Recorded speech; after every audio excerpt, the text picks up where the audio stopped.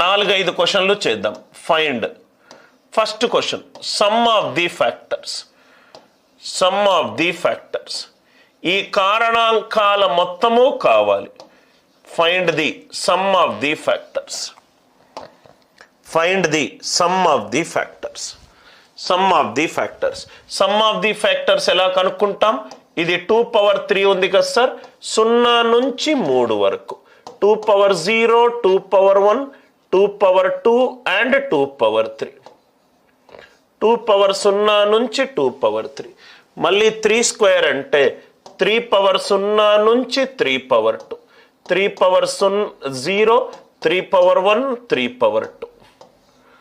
5 power 1 అవుతే 5 power 0 plus 5 power 1. 5 power 0 plus 5 power 1. 5 power 0 plus 5 power 1. ఈ logic